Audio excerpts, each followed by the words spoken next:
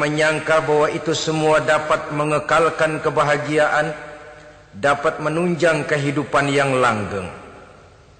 Ada yang berlomba-lomba mengejar-ngejar harta. Seluruh waktu dalam hidupnya habis untuk mengejar harta. Tidak peduli siang atau malam, sore atau pagi. Sujud tidak lagi sempat, Allah dilupakan dengan agama jauh. Ada yang berlomba mengejar-ngejar pangkat, jabatan dan kedudukan. Tidak peduli menjilat ke atas, menginjak ke bawah atau menyikut kiri dan kanan. Bahkan teman pun jadi lawan, lawan pun jadi teman. Bukan soal, yang penting pangkat terkejar. Ada yang berlomba memperbanyak kendaraan.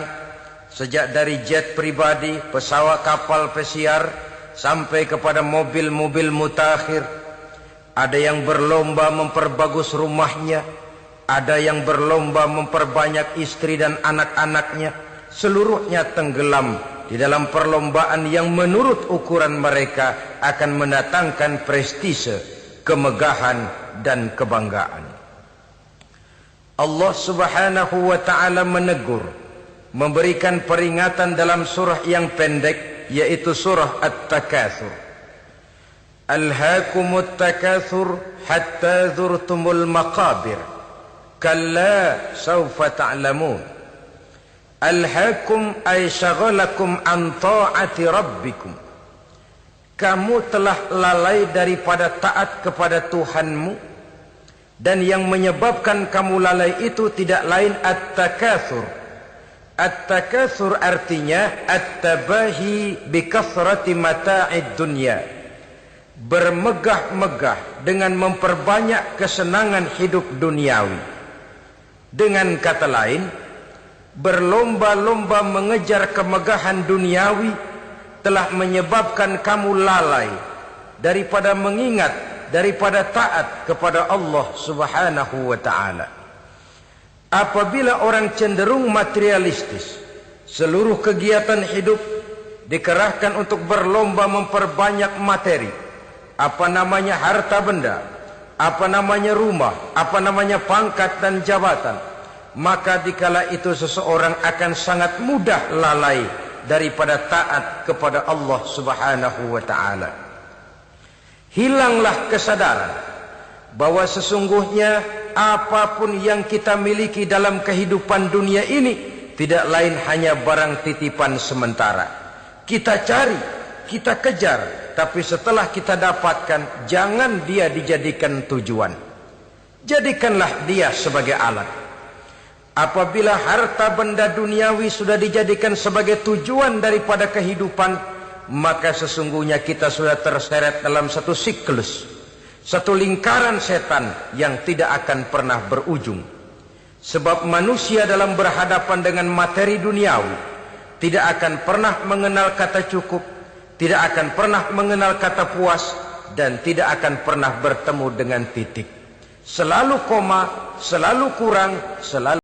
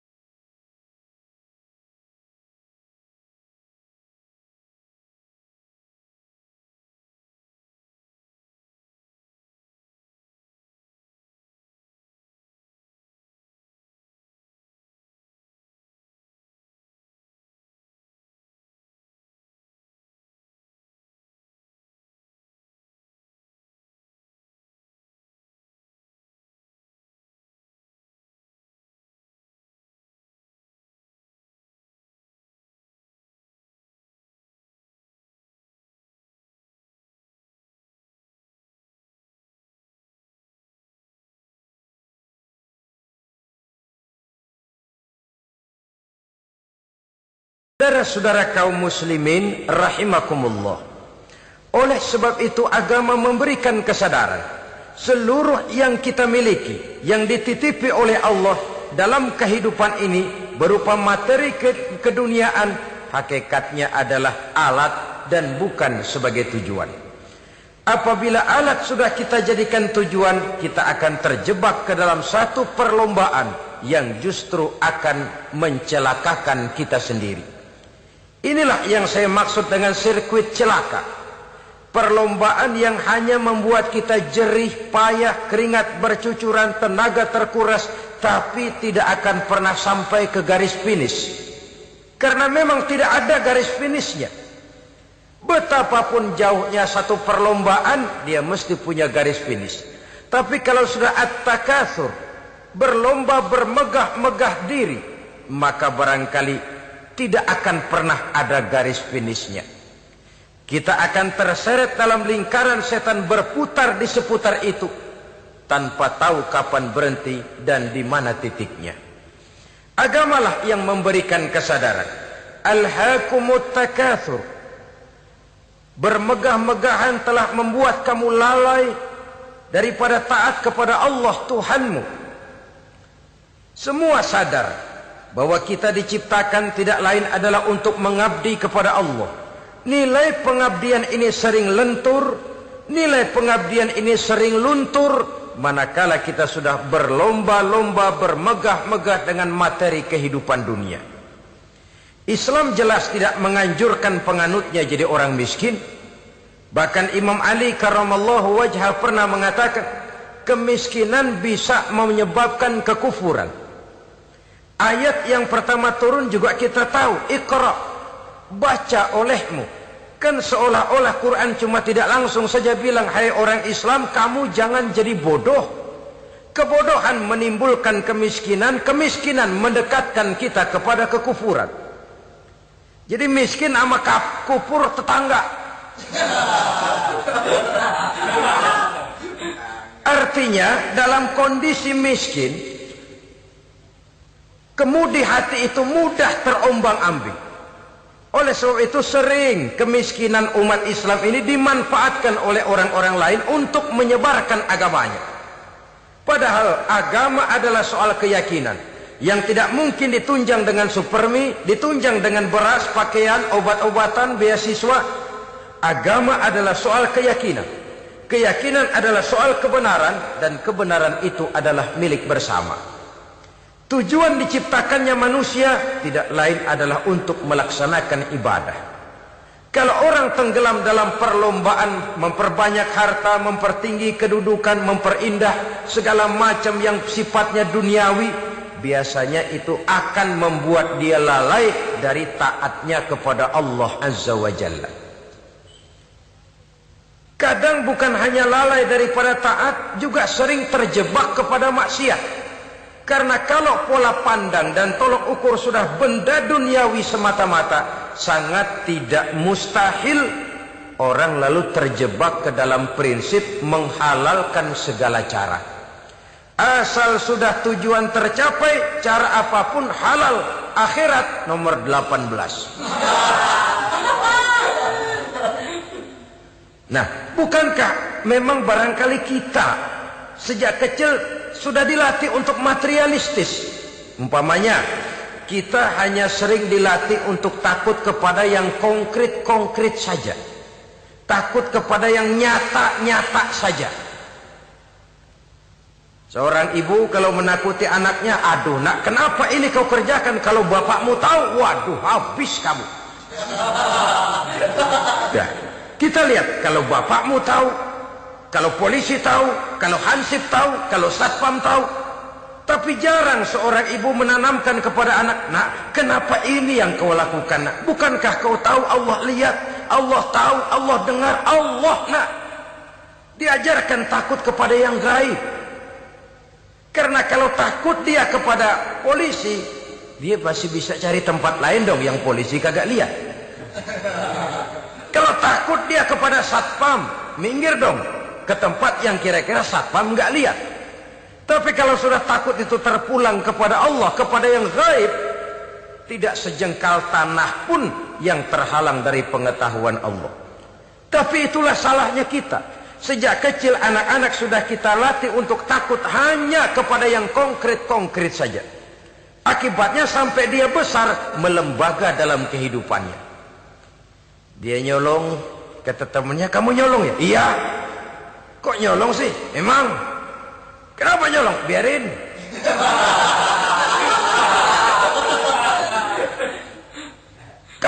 tahu Allah lihat? Tahu. Kenapa nyolong juga? Biarin. Asal orang jangan lihat. Kalau Allah mah lihat, dia kagak ribut. Allah enggak ribut katanya. Nah, ini kan satu refleksi yang timbul daripada kenyataan. Jikalau orang hanya dijejali rasa takut kepada yang konkret-konkret saja, kepada yang zohir-zohir saja, yang akan tumbuh lalu mental kucing. Sopan, tenang, kalem, ayem, nggelenggem. Kalau ada orang, sedikit orang meleng, kucing kelihatan watak aslinya. Saudara-saudara kaum muslimin rahimakumullah. Oleh sebab itulah maka agama lewat surah yang kita bicarakan pada pertemuan ini memberikan peringatan. Kala, jangan begitu dong. Kamu boleh mencari dunia, silahkan cari harta yang banyak, cari pangkat yang tinggi, tapi jangan itu membuat kamu lalai daripada taat terhadap Allah Subhanahu wa ta'ala. Jangan karena keinginan mendapat harta yang sebanyak-banyaknya lalu melakukan segala macam cara asal tujuan tercapai. Itu sudah membuat kita lalai. Jangan karena ingin mengejar kedudukan yang tinggi lalu jilat atas injak bawah. Nggak mempan jilat, dukun dipakai.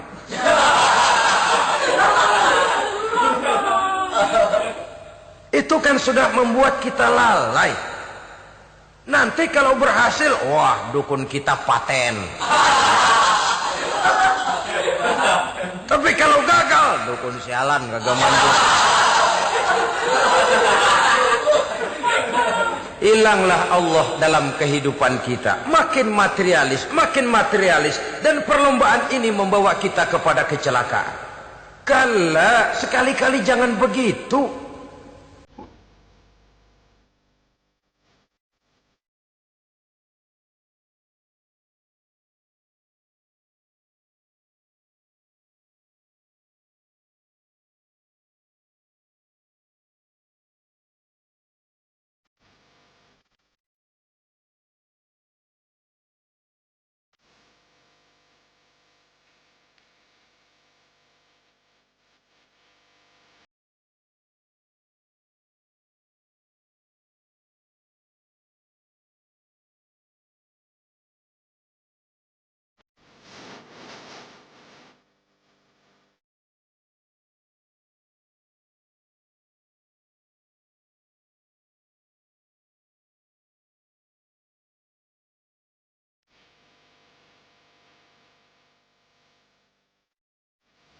Nyatanya kan ada orang nyari duit, setelah duitnya banyak dibudakin oleh duit.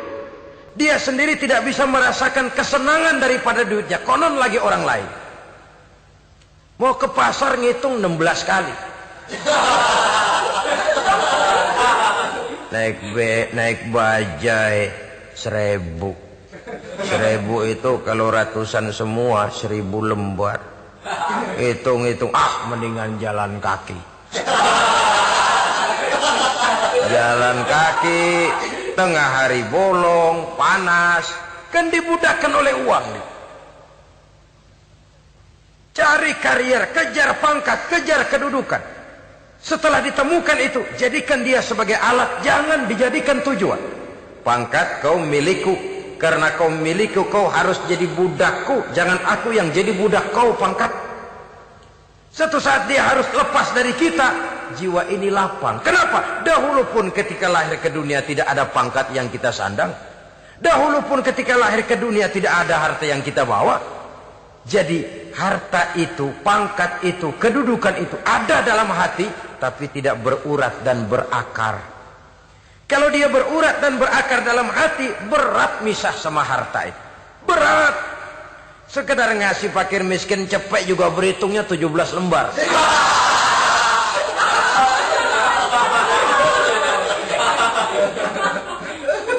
Dengar di kantornya mau ada mutasi, pindah dia dari tempat basah ke tempat kering, baru berita burung udah meriang duluan. Ini nanti bagaimana, itu nanti bagaimana, ini nanti bagaimana. Kan tidak jarang orang yang kena apa istilah kerennya zaman sekarang itu post power syndrome. Post power syndrome ini pernah dianalisa oleh Nabi. Kata beliau, irhamu salasatan minan nas. Sayangilah 3 macam manusia. Siapa mereka? Pertama, azizan zalla, orang terhormat yang jatuh hina. Ini yang sering terkena post power syndrome.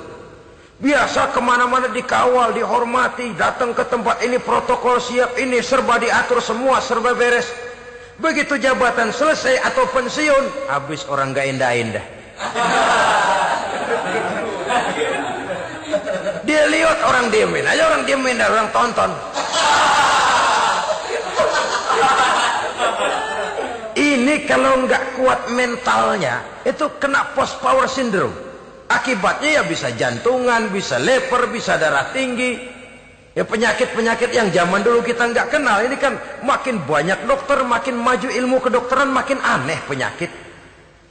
Saudara hadirin yang saya hormati, post power syndrome kena apa yang dinamakan frozen emotional attitude. Tidak kuat menghadapi kenyataan. Azizan zalla, orang terhormat yang jatuh hina, itu sangat perlu dikasihani. Yang kedua, ghaniyan qad iftaqara, orang kaya jatuh miskin. Ini juga sama. Biasa hidup apa ada, serba ada, lalu harus hidup apa adanya. Ini kalau kurang-kurang kuat benar-benar memble ini.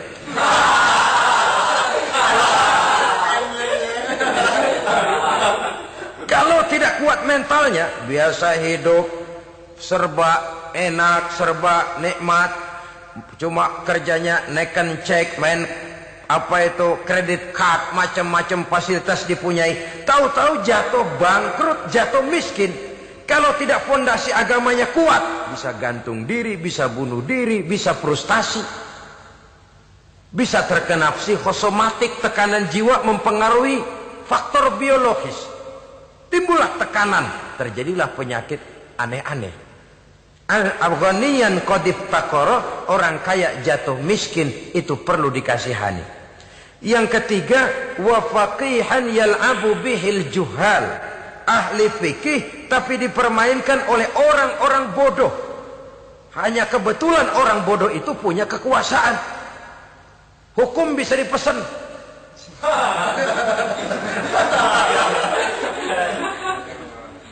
Aturannya haram, Ustaz, ada haram dikit aja dah.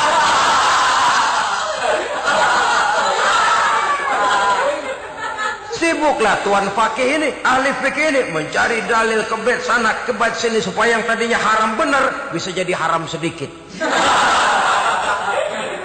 Padahal yang minta ini orang bodoh, tidak ngerti agama, cuma karena punya kekuasaan dipermainkan oleh orang yang fakih. Orang yang fakih ini dipermainkan. Kasihan orang yang seperti itu. Wa faqihan yal'abu bihil juhal, ahli fikih tapi dipermainkan oleh orang-orang bodoh. Akibatnya karismanya hilang, wibawanya lenyap.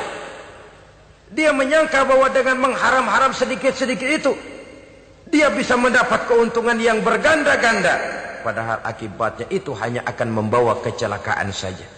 Allah peringatkan benar, kala, sekali-kali jangan begitu.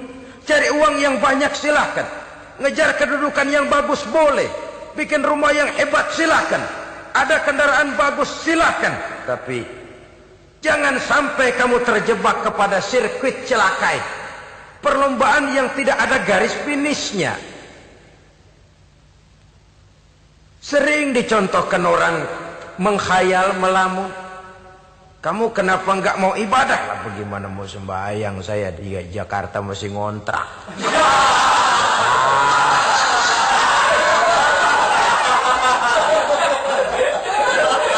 Bingung, tiap akhir tahun kontrakan habis. Kalau punya rumah sendiri walaupun kecil-kecilan, tenanglah saya ibadah. Baiklah, oleh Allah diberikan rezeki, bisa bikin rumah walaupun kecil-kecilan. Sudah punya rumah sendiri, belum juga ibadah, apalagi mulur lagi. Habis bagaimana mau sembahyang, rumah kecil banget, pinggir kali, asal hujan bocor ya.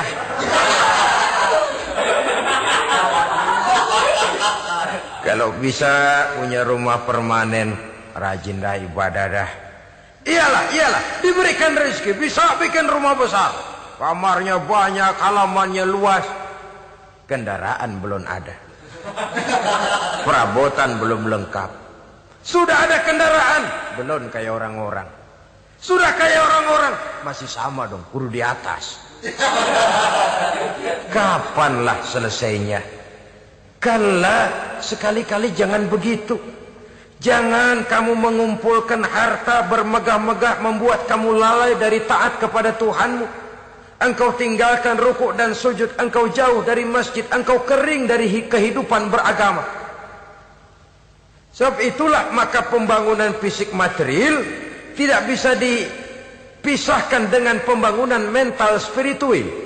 Tidak hanya cuma dalam teori, tapi juga harus dalam praktek. Selalu pembangunan yang hanya mengarah kepada fisik material, jauh dan kering dari agama, hanya akan melahirkan manusia-manusia materialistis yang terjebak di dalam sirkuit celaka perlombaan yang tidak pernah mengenal garis finish. Sebab itu agama mengajarkan, orang kaya itu siapa sih? Yang banyak duit? Belum tentu. Yang kebunnya di mana-mana ngebelata? Belum tentu. Yang pabriknya selebar-lebar? Belum tentu. Yang punya segala macam peternakan, dari peternakan gajah sampai peternakan kutu.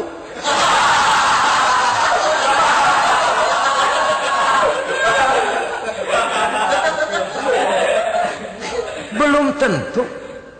Agama memberikan tuntunan yang sangat luhur. Orang kaya itu adalah orang yang hidupnya cukup. Orang miskin itu orang yang selalu merasa kurang. Bagaimanapun banyak duit saudara miliki, kalau masih merasa kurang, masih miskin saudara. Saya punya uang 1.000 rupiah, Anda punya uang 1 juta rupiah. Mungkin saya lebih kaya dengan uang yang 1.000 ketimbang Anda 1 juta. Kenapa? Dalam tangan saya uang 1.000 besar, artinya sesuai dengan kebutuhan saya. Tapi di tangan Anda uang 1 juta, kebutuhan Anda lebih besar daripada itu lagi. Maka agama mengajarkan sifat qanaah, merasa cukup, dan itulah sumber kekayaan yang hakiki. Orang kaya adalah orang yang hidupnya cukup. Kalla saufa ta'lamun, jangan begitu, nanti kamu akan tahu. Summa kalla saufa ta'lamun, jangan sekali-kali begitu, suatu saat kamu pasti akan tahu. Kalla law ta'lamuna ilmal yaqin, thumma latarawunnaha 'ainal yaqin, thumma latus'alunna yawma idzin 'anin na'im. Nah, kapan perlombaan ini akan menyadarkan orang biasanya? Hatta zurtumul maqabir, sampai kamu dekat ke liang kubur. Itu biasanya kalau istilah orang sekarang baru ngeh. Asal sudah napas sampai tenggorokan disambung dengan selang, sudah Senin Kemis dibantu dengan alat picu jantung, gerak gerak gerak gerak, sudah kayak orang mau gergaji kayu. Dikala itu barulah sadar orang biasanya. Dan kesadaran semacam itu, kesadaran yang terlambat, kesadaran ala Fir'aun. Fir'aun selagi hidup diajak beriman dan nehi aja.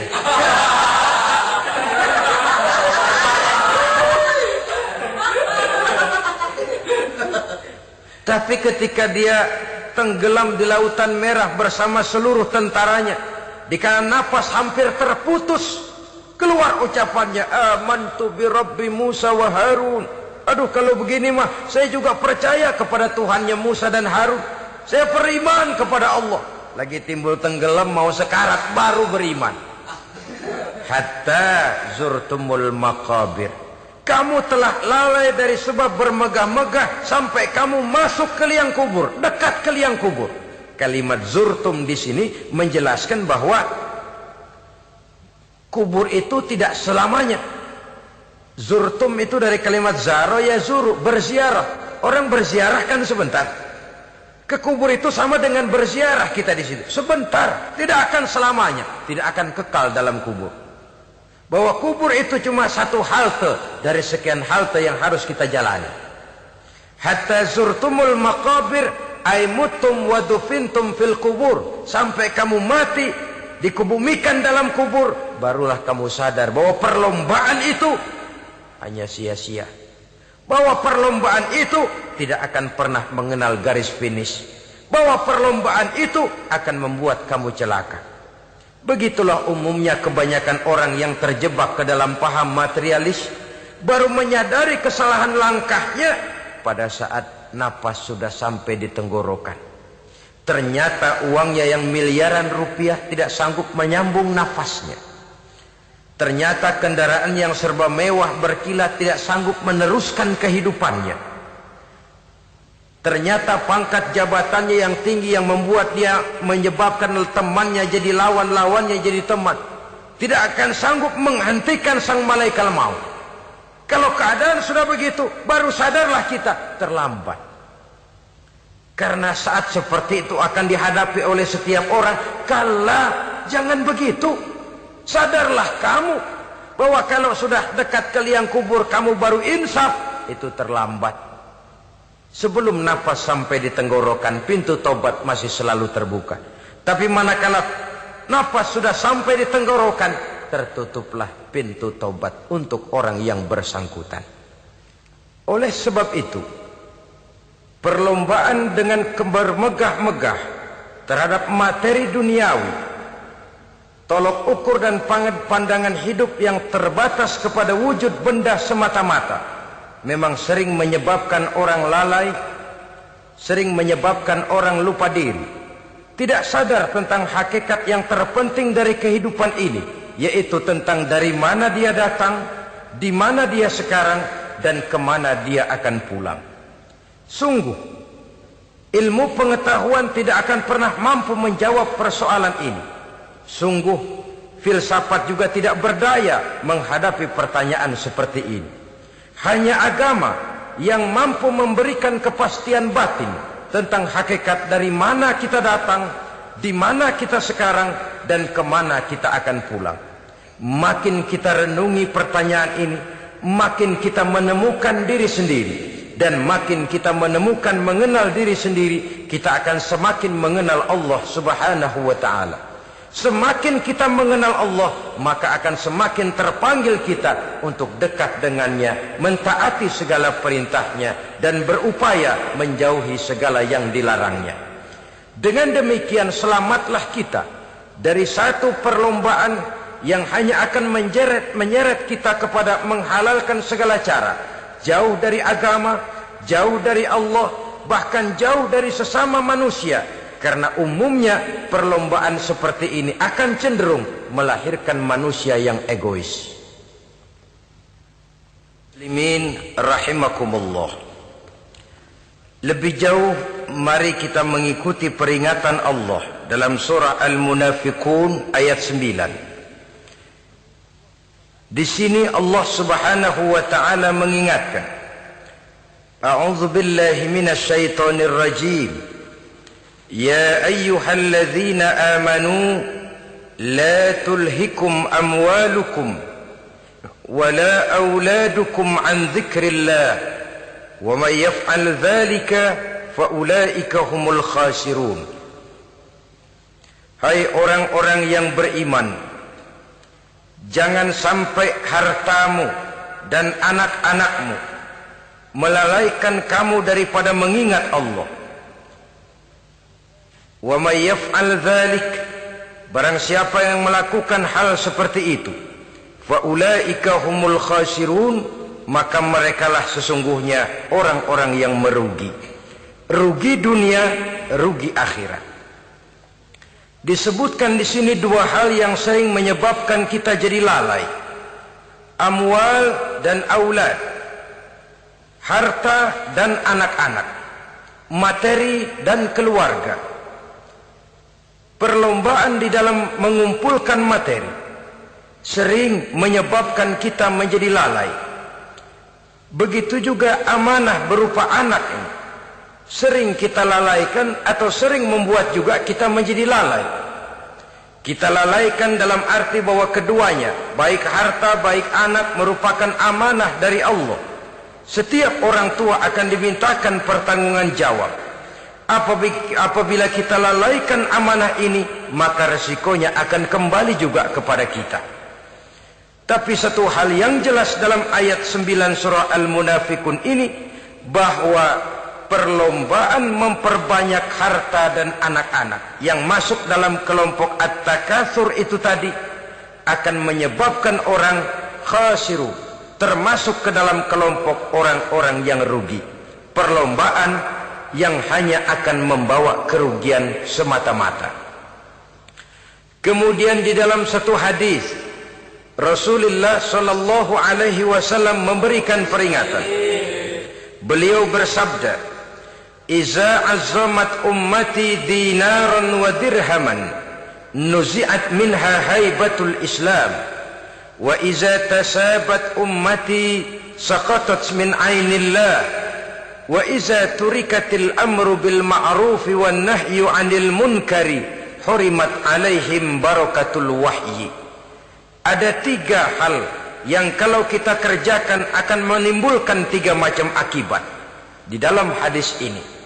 Pertama, iza azzamat ummati dinaran wa dirhaman.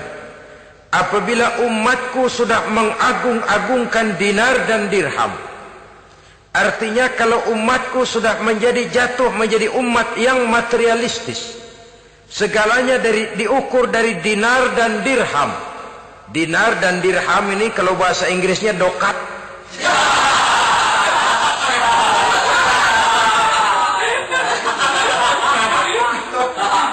Segalanya diukur dari segi dinar dan dirham saja. Nuzi'at minha haibatul Islam, akan dicabutlah kehebatan Islam dari mereka. Memang ada kalanya kita berkata bahwa tanpa uang kita tidak bisa berbuat apa-apa. Tapi kalau itu dijadikan landasan dari segala sesuatu, itu yang dijadikan ukuran, itu yang dijadikan tujuan, kita hakikatnya sudah gagal sebelum melangkah. Apapun saja profesi kita, apabila sudah menjadi pendewa dinar dan dirham, akan hilanglah kehebatan Islam, akan dicabut kehebatan Islam itu. Umat Islam bisa dibeli, ulama bisa dikontrak, kiai bisa dicarter. Saudara hadirin ma'asyiral muslimin rahimakumullah. Apabila umatku sudah membesar-besarkan dinar dan dirham, bermegah-megah dengan itu, berlomba-lomba memperbanyak itu yang menjadi tujuan dan tolok ukur dari segala kegiatan, nuzi'at minha haibatul Islam, akan dicabutlah kehebatan Islam. Hilang itu wibawa. Walaupun dia bernama umat mayoritas dalam jumlah, tetapi dia minoritas dalam peranan. Mayoritas dalam bilangan, tapi minoritas dalam percaturan kegiatan hidup ini. Kita ingat di zaman pengembangan Islam di masa Rasulullah sallallahu alaihi wasallam, mereka berlomba-lomba mengorbankan dinar dan dirhamnya untuk kepentingan agama. Bukan mengorbankan kepentingan agama untuk mencari dinar dan dirham. Kita di zaman sekarang sering terjadi penjungkiran nilai, terbalik yang kita amalkan. Nabi Ibrahim mengorbankan putranya Ismail untuk kepentingan agama. Kita sering sekarang ini mengorbankan kepentingan agama untuk anak-anak kita. Dulu anaknya yang dikorbankan buat agama. Sekarang agamanya dikorbankan buat anak. Dulu dinar dan dirham dibelanjakan untuk menopang agama. Sekarang agama dijadikan alat untuk mencari dinar dan dirham. Saudara-saudara kaum muslimin rahimakumullah. Memang apabila dinar dan dirham digunakan untuk penyangga perjuangan, itulah idealnya. Saya katakan tadi, dinar, dirham, uang, dunia cuma sekedar alat, bukan sekedar tujuan. Kita memerlukan alat ini. Membangun pesantren tidak cukup dengan semangat. Membangun rumah sakit Islam tidak cukup dengan pidato. Membangun masjid tidak cukup dengan semangat menggebu-gebu. Kita perlu semen, kita perlu pasir, kita perlu batu kali, kita perlu besi, dan itu semua beli. Tidak turun dari langit seperti turunnya embun di waktu pagi.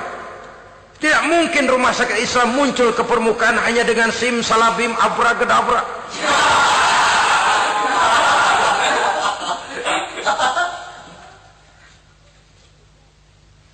Oleh sebab itu, saya bersyukur kecenderungan belakangan ini pengajian-pengajian akbar di berbagai tempat tidak hanya sebagai ajang untuk menanamkan akidah, membina ukhuwah, tapi juga menjadi sarana di mana kita mengumpulkan dana, menghimpun potensi umat, menginventarisir potensi untuk kepentingan pengembangan daripada agama.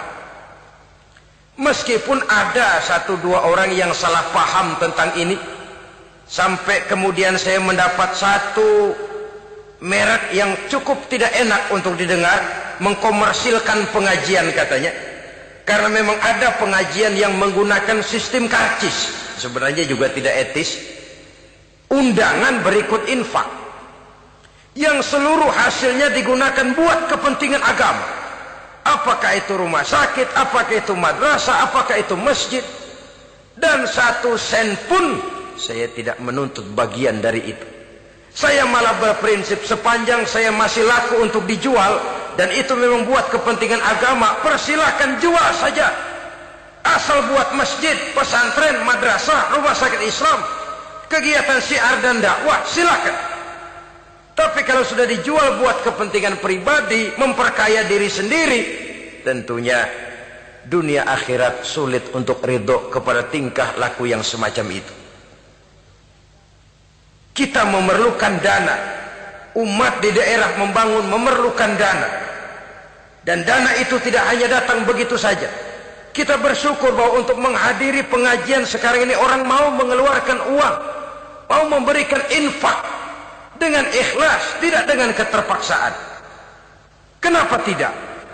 Sehingga ini lalu diinventarisir untuk kepentingan pembangunan agama. Ratusan juta rupiah terkumpul dari pengajian-pengajian rutin ini, pengajian-pengajian akbar ini. Puluhan masjid terbantu, rumah sakit Islam terbantu, musola selesai. Ya walaupun tidak lalu semuanya beres, tapi gemaknya itu sudah cukup menyentuh untuk menyadarkan orang bahwa harta baru kekal kalau dia sudah dibelanjakan di jalan Allah. Nah, yang celaka kalau dinar dan dirham itu yang dijadikan tujuan. Mengadakan pengajian semata-mata untuk cari uang, uangnya buat kantongnya dewe. Itu yang membuat dicabutnya kehebatan Islam itu. Segalanya diukur dari sudut itu. Sehingga ketika seseorang datang bertanya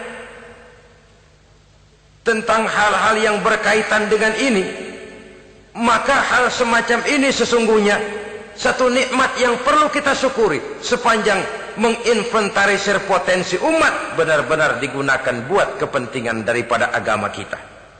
Jadi peringatan tegas dari Nabi ini, iza azzamat ummati dinaron wa dirhaman nuzi'at minha haibatul Islam. Apabila umatku sudah mengagung-agungkan dinar dan dirham, maka akan dicabutlah kehebatan Islam dari tengah-tengah mereka.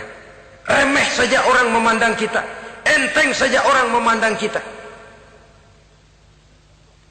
Satu. Yang kedua, patuhlah mereka dalam pandangan Allah. Kalau sesama umat ini sudah saling menjelekkan, apakah yang menjelekkan itu lebih bagus dari yang dijelekkan di hadapan Allah? Dua-duanya sama rendahnya. Pribadi saya mungkin puas kalau saya bisa menghantam saudara di depan umum, menjelek-jelekkan nama saudara.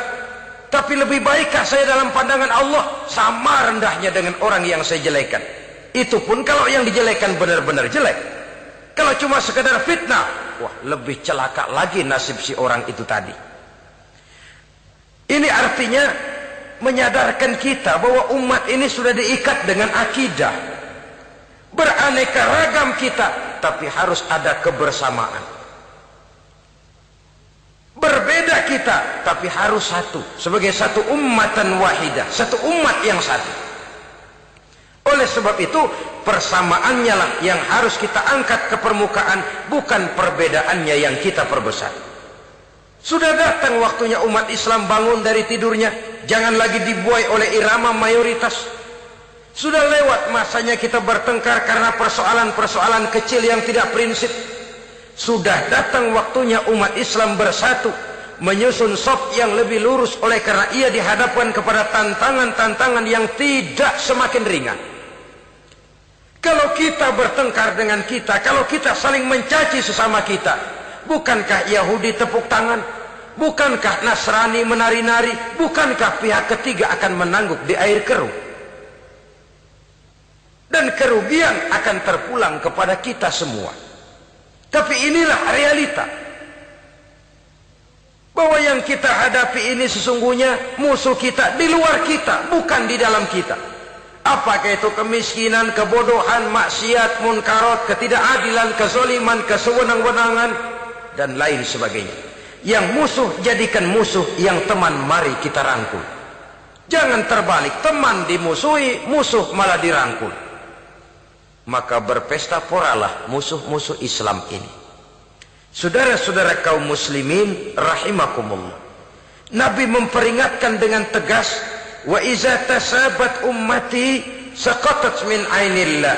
Jikalau umatku sudah saling mencaci maki, sudah saling berbantah-bantahan, jatuhlah mereka dalam pandangan Allah.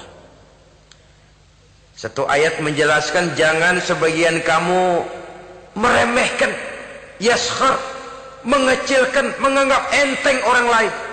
Boleh jadi yang dihina, diremehkan, dianggap enteng itu nilainya lebih bagus daripada yang menganggap enteng. Hakikat segala sesuatu itu cuma kembali kepada Allah. Di sanalah penilaian finalnya. Manusia hanya melihat yang zahir.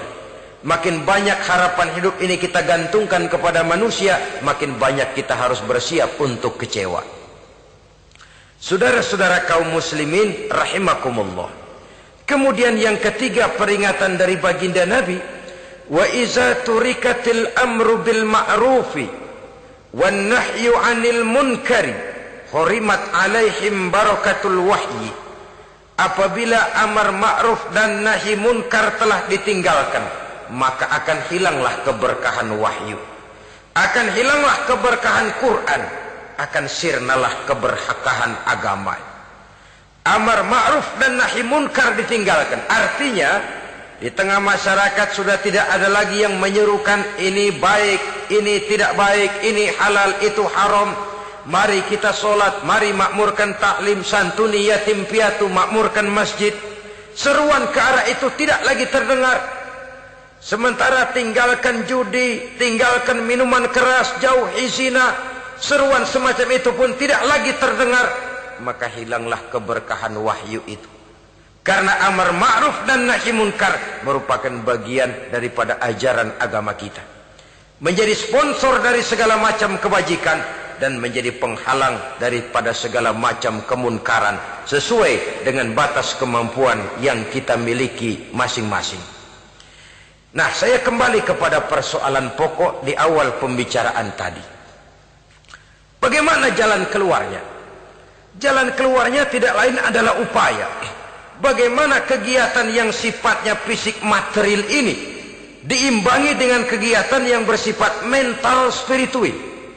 Upaya menghidupkan majelis-majelis ta'lim, upaya memakmurkan masjid-masjid sebagai laboratorium rohani untuk mewujudkan keseimbangan dalam pola pikir yang akan berlanjut dalam gerak hidup yang kemudian akan tertuang dalam segala perbuatan manusia. Apabila sudah terwujud kepincangan dalam pola pikir, akan pincanglah caranya bertindak dan berbuat, akan pincanglah pandangan hidupnya, akan pincanglah orientasinya di dalam kehidupan ini. Oleh karena itu, Islam dalam berbagai aspek kehidupan mengajarkan sistem keseimbangan. Mencari harta boleh, tapi tidak boleh keluar dalam kerangka fastabiqul khairat. Berlomba-lomba silahkan, tapi untuk kebaikan. Bukan untuk bermegah-megah, bukan untuk menumbuhkan gengsi, bukan untuk meninggikan prestise dan harga diri, tapi fastabiqul khairat, berlomba-lomba di dalam mengejar kebajikan, di dalam menyebarkan kebaikan. Bukan sekedar berlomba-lomba, tapi tolong menolong, bantu membantu. Ta'awanu 'alal birri wat taqwa wa la ta'awanu 'alal ismi wal udwan. Bertolong-tolonganlah kamu di dalam kebaikan dan takwa, jangan bertolong-tolongan di dalam perbuatan dosa dan permusuhan. Kerjasama di dalam kebaikan, kerjasama di dalam ketakwaan. Ada satu contoh yang menarik bahwa umat Islam di dalam ia menjalin kebersamaan itu harus seperti orang main sepak bola. Saudara lihat, orang main sepak bola, kalau pertandingan belum dimulai, silahkan kumpul di luar lapangan, atur strategi yang baik. Tapi kalau pertandingan sudah dimulai, turun ke lapangan hijau, jangan kumpul terus. Masa ada sepak bola gotong royong, groyok ke sana, groyok ke sini, ya kalah terus. Harus ada yang jadi penyerang tengah, kan begitu toh sepak bola. Harus ada yang jadi kiri luar, kanan dalam, striker, back, penjaga gawang. Yang penting kerjasama, teamwork, lalu mampu menciptakan operan-operan. Yang jadi back jangan ngiri sama yang jadi penyerang tengah. Jangan hasut, sebab bagaimanapun juga andai kata si penyerang tengah berhasil menjaringkan bola ke gawang lawan, kan kemenangan bukan kemenangan satu orang, kemenangan satu kesebelasan, kemenangan satu tim. Ini yang sering terjadi, back ngiri sama penjaga gawang, lalu penjaga gawang ngiri sama penyerang tengah, penyerang tengah ngiri sama kiri luar. Ya kapan mau menggolkan ke gawang lawan? Kita ini satu kesebelasan, posisi boleh berbeda. Umat Islam itu harus ada yang jadi camat, lurah, bupati, gubernur, menteri, jadi jenderal, jadi konglomerat, jadi pengusaha, jadi teknokrat. Yang penting kerjasama, teamwork, mampu menciptakan operan-operan yang akurat. Diego Armando Maradona, enggak pakai dia, enggak. Itu katanya maha bintang, gagah, hebat, bintang lapangan hijau. Kapan Maradona hebat? Kalau ditunjang oleh 10 temannya yang lain, merupakan satu kesebelasan. Bagaimanapun hebatnya Diego Armando Maradona, kalau dia sendirian lawan satu kesebelasan, remek.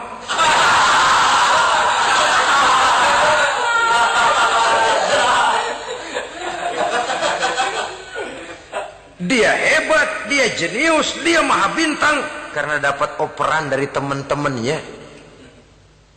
Bukan jegalan, operan. Jadi oleh sebab itu bagaimana kita menciptakan operan-operan akurat yang akan melahirkan kebersamaan di tengah-tengah umat. Artinya satu contoh saja, misalnya seorang pengusaha besar, oleh karena kesibukannya di dunia bisnis, tidak perlu jadi ketua pembangunan musola. Tapi kalau ada musola belum selesai, operan. Operannya itu yang penting. Apa yang dioper itu? Semen, apa batu kali, apa besi? Yang penting operan. Operannya akurat. Kadang-kadang ada terjadi juga frustasi ngelihat lawan kesebelasannya terlalu kuat, ngoper ke gawang sendiri, jebol. Kan sering terjadi begitu. Muslim didukung oleh umat Islam, ketika punya posisi menguntungkan malah mempersulit Islam. Ini kan ngoper ke gawang sendiri, bunuh diri namanya. Boro-boro jebolin gawang lawan, asal jangan bunuh diri juga lumayan. Jadi kalau saja kita mampu menciptakan kebersamaan seperti ini, baju boleh berbeda. Seorang muslim boleh dibungkus baju ABRI, boleh dibungkus baju dokter, boleh dibungkus baju teknokrat, boleh dibungkus baju konglomerat, sekedar baju. Tapi kalau terbukalah baju itu, kelihatan dadanya, terbersit nilai imannya, meresap sampai ke tulang sumsumnya.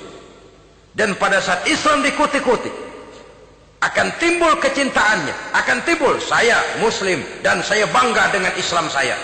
Saya Muslim dan saya mau berbuat untuk Islam saya. Saya Muslim dan saya siap mati untuk Islam saya.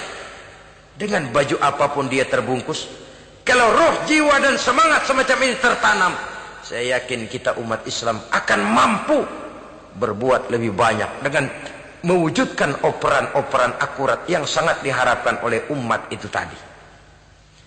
Oleh sebab itu, saudara-saudara kaum muslimin rahimakumullah, baju boleh berbeda, bendera boleh beraneka warna, tapi jikalau bernama Muslim, persamaannya yang dicari, jangan perbedaannya yang diperbesar.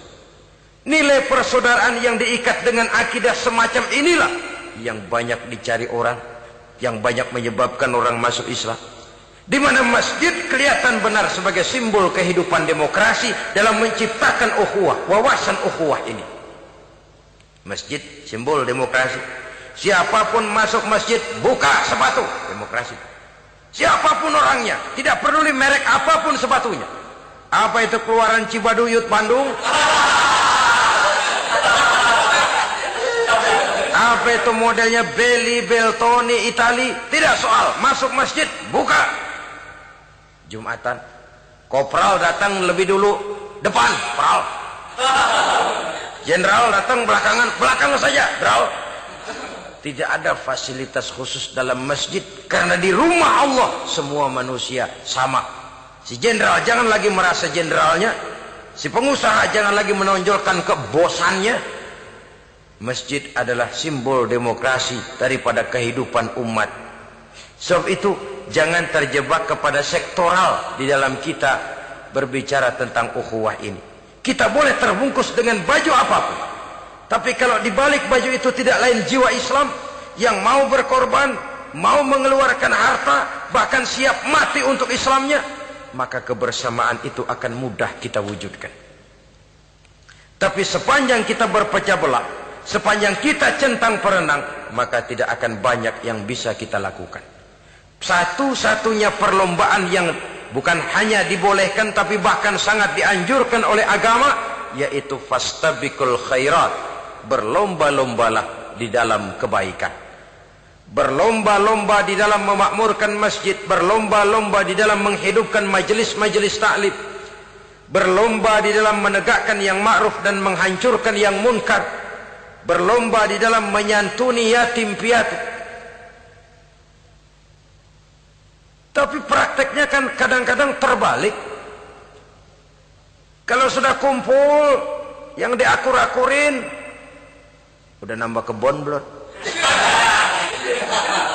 Pabrik udah diperluas belum? Bisnis sudah sejauh mana? Belum pernah ada ketemu lalu kongko, masjidnya udah digedein ya? Jarang yang ngomong begitu. Madrasahnya sudah bagaimana? Sejauh mana? Mesti yang enak itu ya nyocok-nyocokin. Bagaimana rumahmu sudah? Bagaimana kendaraanmu? Bagaimana pesawatmu? Bagaimana Bukankah itu juga takasur? Dari obrolan kan nanti yang belum kan timbul panasnya. Gile dia udah beli gituan, gue belum. Timbul panasnya. Lalu berusaha, berlomba lagi, bersaing lagi, berlomba lagi, bersaing lagi. Walaupun persaingan perlu, karena tanpa persaingan orang jarang mikir. Hidup itu kalau nggak ada tantangan kan tidur kita. Orang hidup smooth gitu ya, jalan tenang, setenang ya nggak maju orang itu. Orang itu baru bisa mengalami kemajuan kalau dia sudah dihadapkan kepada tantangan, gemblengan, gojlogan, fitnahan, hinaan, caci maki. Persaingan itu perlu supaya orang mikir. Kalau mikir dia berbuat, kalau dia berbuat dia bisa maju. Tapi persaingan yang sehat, bukan persaingan yang lalu menimbulkan fitnah, menghancurkan nama baik orang lain, yang dilatar belakangi oleh sifat hasud, dendam, iri hati, lalu menghalalkan segala cara. Tidak, bukan itu. Persaingan yang sehat ini akan menjadi alat picu agar orang lalu berlomba di dalam kebaikan. Satu-satunya perlombaan yang bukan hanya boleh tapi bahkan sangat dianjurkan oleh agama, berfastabiqul khairat, berlomba-lomba di dalam berbuat kebaikan. Berlomba-lomba membangun masjid bukan berarti di sebelah masjid bangun masjid lagi, bukan. Kadang-kadang karena ada fastabiqul khairat, berlomba-lomba, nggak apa-apa dah. Di sebelah masjid bikin lagi masjid. Akhirnya azan perlombaan main kenceng-kencengan. Bukan itu yang diinginkan tentu, bukan itu. Bagaimana memakmurkan masjid, bagaimana memfungsikan masjid, bagaimana membina umat dan lain sebagainya. Jadi pembicaraan ke arah itu akan menimbulkan rangsangan untuk berlomba di dalam kebaikan. Kalau dia kok bisa menata masjidnya sampai makmur, jamaah senang datang ke sana, anak-anak muda betah di masjid, kenapa saya tidak? Apa konsepnya? Nah, ini kan berlomba, tapi berlomba dalam kebaikan. Kalau dia bisa menghimpun anak-anak muda lalu diarahkan kepada jalan yang positif, kenapa saya tidak bisa? Dia punya potensi yang saya juga punya. Berlomba di dalam kebaikan. Perlombaan semacam ini akan memberikan ketentraman karena jalan yang ditempuh jalan ibadah. Tapi kalau perlombaan materi, at-takasur tadi, yang timbul bukan ketentraman, panas. Karena panas, udah dekat, panas kan tetangganya hasut, dengki, iri hati, sakit, demam, orang lain maju, meriang. Lah kalau sudah begitu, hasut yang jadi bisikan hati, ya sudah, segala macam cara dilakukan untuk menjatuhkan orang lain. Dan itu sudah bukan lagi persaingan yang sehat. Saudara-saudara kaum muslimin rahimakumullah. Oleh sebab itu kita tutup pertemuan singkat kali ini dengan satu kesimpulan, bahwa harta adalah sekedar alat, bukan tujuan di dalam kehidupan. Tanpa harta barangkali orang sulit untuk bahagia, tapi harta semata-mata tidak merupakan jaminan bahwa orang lalu akan bahagia. Termasuk di dalam kata harta ini pangkat, jabatan, kedudukan, anak, istri, keluarga, rumah, tanah, pabrik, kebun, peternakan, dan lain sebagainya. Perlombaan yang dianjurkan di dalam agama adalah perlombaan untuk berbuat kebaikan. Maka masalahnya sekarang, bagaimana kita memanfaatkan harta ini untuk sebanyak-banyak kebaikan yang bisa kita lakukan. Semoga kita mampu melakukannya dan kita tidak termasuk dalam orang-orang yang celaka yang lantaran bermegah-megah dengan kesenangan dunia saja. Terima kasih atas segala perhatian, mohon maaf atas segala kekurangan. Usikum wa nafsi bitaqwallah. Wassalamualaikum warahmatullahi wabarakatuh.